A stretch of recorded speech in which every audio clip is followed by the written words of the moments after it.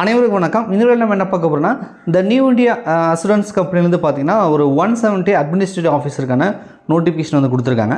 So இது apply பண்ணுறதுக்கான கடைசி தேதினா, அப்ளிகேஷன் ஃபீஸ் என்ன, age limit, education qualification, selection process வந்து எப்படி இருக்க போகுது. ஸோ இது போன்ற முழுமையான விவரங்கள் வந்து நம்ம இந்த வீடியோவில் பார்க்கலாம். அதை பார்க்கறதுக்கு முன்னாடி நம்ம சேனல் நீங்கள் முதல் முறையாக பார்த்துட்டு இருக்கீங்க, இது வரைக்கும் சப்ஸ்கிரைப் பண்ணால் வீடியோ பார்க்குறீங்க அப்படின்னா மறக்காமல் சப்ஸ்கிரைப் பண்ணி கூட அந்த பெல் பட்டனில் ஆல் அப்படின்றத செட் பண்ணி வச்சுக்கோங்க. அப்போ தான் நான் வீடியோ போட்டோன்னா உங்களுக்கு நோட்டிஃபிகேஷன் வரும். சரி, ஓகே. வேகன்சி பார்த்தீங்கன்னா 170 சொல்லியாச்சு. இதில் வந்து 2 கேட்டகரியாக பிரிச்சிருக்காங்க. ஒன்று வந்து அக்கௌண்ட்ஸில் ஒரு 50 வேகன்சி இருக்குது. ஜெர்னலிஸ்ட் பார்த்தீங்கன்னா ஒரு 120 வேகன்சி இருக்குது. ஸோ அதில் ஒவ்வொரு கம்யூனிட்டிக்கும், அதாவது SC, ST, OBC, EWS, unreserved, மாற்றுத்திறனாளிகள் எல்லாத்துக்கும் எவ்வளோ வேகன்சி பிரித்து கொடுத்துருக்குன்னு சொல்லி டேபிள் போட்டு கொடுத்துருக்காங்க. ஸோ நீங்கள் நோட்டிஃபிகேஷன் டவுன்லோட் பண்ணி ஒரு டைம் வந்து செக் பண்ணிக்கோங்க. ஒட்டுமொத்தமாக வந்து 170 வேகன்சி வந்திருக்கு அப்படின்றத நீங்கள் வந்து தெரிஞ்சுக்கோங்க. ரைட்டுங்களா? சரி, அடுத்தது வந்து இம்பார்ட்டன்ட் டேட். இதுக்கு அப்ளை பண்ணுறது பார்த்தீங்கன்னா செப்டம்பர் 10 நீங்கள் அப்ளை பண்ணிக்கலாம். செப்டம்பர் 10 29 செப்டம்பர் வரைக்கும் நீங்கள் அப்ளை பண்ணிக்கலான்றாங்க. ஸோ லாஸ்ட் டேட் வந்து செப்டம்பர் 29 அப்படின்றத நீங்கள் வந்து தெரிஞ்சுக்கோங்க. அதுக்கப்புறம் பார்த்தீங்கன்னா இதுக்கான எக்ஸாம் ஃபேஸ் 1 பார்த்தீங்கன்னா ஆன்லைன் எக்ஸாமினேஷனாக இருக்கும். இது வந்து அக்டோபர் 13 நடக்குன்றாங்க. ஃபேஸ் 2 வந்து பார்த்தீங்கன்னா இதுவும் online examination, objective plus டிஸ்கிரிப்ட் type இருக்குன்றாங்க.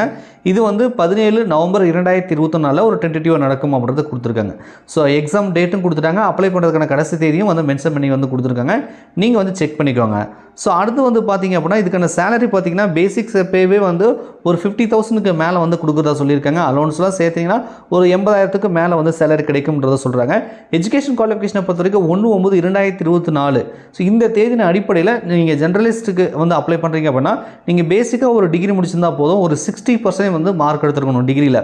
இதே நீங்கள் எஸ்சி, எஸ்டி, மாற்றுத்திறனாளிகள் இருந்தீங்கன்னா ஒரு 55% ஒரு டிகிரி கம்ப்ளீட் பண்ணியிருந்தால் இதுக்கு தாராளமாக வந்து அப்ளை பண்ணலாம்ன்றாங்க. ஸோ அடுத்தது வந்து பார்த்திங்கன்னா இந்த ஸ்பெஷலிஸ்ட், அதாவது அக்கௌண்ட்டுன்னு ஒன்று கொடுத்தாங்களே அக்கௌண்ட்ஸு.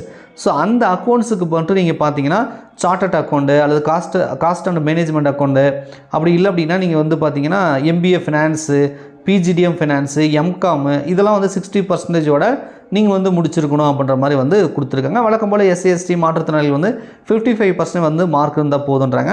ஸோ இதுக்கு மட்டும் அக்கௌண்ட்ஸுக்கு அப்ளை பண்ணுறதுக்கு மட்டும் இந்த ஸ்பெஷலில் வந்து நீங்கள் டிகிரி கம்ப்ளீட் பண்ணியிருக்கீங்களா, ஷார்ட் அண்ட் அக்கௌண்ட் கம்ப்ளீட் பண்ணியிருக்கீங்களா, எம்பிஏ முடிச்சிருக்கீங்களா, எம்காம் முடிச்சிருக்கீங்களா அப்படின்றத கொஞ்சம் வந்து பார்த்துக்கோங்க. ஜென்ரலிஸ்ட்டை பொறுத்த வரைக்கும் ஜென்ரலாக ஒரு டிகிரி முடிச்சிருந்தால் போதும், அதையும் வந்து கவனிச்சுக்கோங்க. ஓகேங்களா? ஸோ எஜுகேஷன் குவாலிஃபிகேஷனை செக் பண்ணிக்கோங்க. ஏஜ் லிமிட்டை பொறுத்த வரைக்கும் 1/9/2024 அடிப்படையில் குறைந்தபட்சம் 21 வயசு, அதிகபட்சம் 30 வயசு இருக்கலாம். சார் 30 வயசுக்கு மேலே அப்ளை பண்ண முடியாதுன்னா அப்ளை பண்ணலாம். எஸ்சி, எஸ்டி கேண்டிடேட் இருந்தால் 5 இயர்ஸ் வந்து ரிலாக்ஸேஷன் கொடுக்குறாங்க. ஓபிசி கேண்டிடேட், அதாவது பிசி முஸ்லீம், எம்பிசி, டிஎன்சி கேட்டகரிக்கு நீங்கள் ஓபிசி வச்சு அப்ளை பண்ணிங்கன்னா 3 இயர்ஸ் வந்து ரிலாக்ஸேஷன் கிடைக்கும். மாற்றுத்திறனாளிகளுக்கு 10 வருஷமும், எக்ஸ் சர்வீஸ் மேனுக்கு 5 இயர்ஸ் வந்து ரிலாக்ஸேஷன் இருக்குது. நீங்கள் இதை யூஸ் பண்ணி கூட அப்ளை பண்ணிக்க முடியும் அப்படின்றத தெரிஞ்சுக்கோங்க. ரைட்டுங்களா? So age limit, education qualification வந்து பார்த்தாச்சு. ஸோ அடுத்த முக்கியமான விவரங்கள் மட்டும் நம்ம மேலோட்டமாக பார்த்துக்கலாம். ஸோ அடுத்து வந்து இதுக்கான எக்ஸாம் செலெக்ஷன் ப்ராசஸ் வந்து பேஸ் 1, பேஸ் 2 இன்டர்வியூலாம் இருக்கும். அதில் பேஸ் 1 பார்த்திங்கன்னா ப்ரிலிமினரி எக்ஸாமை பொறுத்த வரைக்கும் அவங்க என்ன சொல்ல வராங்க அப்படின்னா ஒரு 100 மார்க் வந்து டெஸ்ட் வைக்கிறாங்களாம். English language, reasoning ability, quantitative aptitude அப்படின்றத வந்து கொடுத்துருக்காங்க. எக்ஸாமை பொறுத்த வரைக்கும் இங்கிலீஷ் அண்ட் ஹிந்தியில் தான் இருக்கும். ரைட்டா? இங்கிலீஷ்ன்றது இங்கிலீஷில் மட்டும் தான் இருக்கும், மற்றதெல்லாம் இங்கிலீஷ் அண்ட் ஹிந்தியாக தான் இருக்கும். தமிழெல்லாம் வந்து எக்ஸாம் நடக்காது. அதே மாதிரி நீங்கள் பேஸ் 2 அப்படின்றத பார்த்தாலும் உங்களுக்கு வந்து கொடுத்துருக்காங்க. ஸோ பேஸ் 2 கிட்டத்தட்ட அந்த மாதிரி தான் இருக்குது. ரைட்டா? இது வந்து ஸ்பெஷலிஸ்ட்டுக்கு தனியாகவும் ஜெர்னலிஸ்ட்டுக்கு தனியாகவும் கொடுத்துருக்காங்க. ரெண்டுத்துக்குமே கிட்டத்தட்ட 200 மார்க் வந்து டெஸ்ட் இருக்கும் அப்படின்றத வந்து கொடுத்துருக்காங்க. ரைட்டா? ஸோ ஸ்பெஷலிஸ்ட்டை பொறுத்த வரைக்கும் அது ஒரு 200 மார்க் வந்து டெஸ்ட் இருக்குது. ஸோ அதுக்கப்புறம் டிஸ்கிரிப்ட் டைப் இருக்குது. ஒரு 30 மினிட்ஸ் பார்த்தீங்க அப்படின்னா உங்களுக்கு இங்கிலீஷ் லாங்குவேஜ், லெட்டர் ரைட்டிங், அந்த எஸ்ஏ மேக்கிங் அந்த மாதிரி வந்து டிஸ்கிரிப்ட் டைப் எக்ஸாமும் வந்து இருக்குது அப்படின்றத சொல்கிறாங்க. ஸோ பேஸ் 1, பேஸ் 2 வந்து இருக்குது. பேஸ் 3 வந்து உங்களுக்கு இன்டர்வியூ இருக்கும் அப்படின்றத சொல்கிறாங்க. ஃபைனல் செலெக்ஷனை பொறுத்த வரைக்கும் உங்களுக்கு மெயின் எக்ஸாமினேஷனும் அந்த இன்டர்வியூ மார்க்கை வச்சு வந்து செலெக்ஷன் பண்ணுவாங்க அப்படின்றத சொல்கிறாங்க. ஸோ அடுத்தது இதுக்கு வந்து எப்படி அப்ளை பண்ணுறது அப்படின்ற விவரங்கள் வந்து கொடுத்துருக்காங்க. அப்ளிகேஷன் ஃபீஸ் வந்து கொடுத்துருக்காங்க. அப்ளை பண்ணுறதுக்கு எவ்வளோ சார் செலவாகும்னு கேட்டிங்கன்னா எஸ்சி, எஸ்டி, மாற்றுத்திறனாளிகள் இருந்தீங்க அப்படின்னா ஸோ உங்களுக்கு வந்து 100 ரூபா வந்து உங்களுக்கு வந்து அப்ளை பண்ணுறதுக்கு வந்து ஃபீஸ் ஆகும்.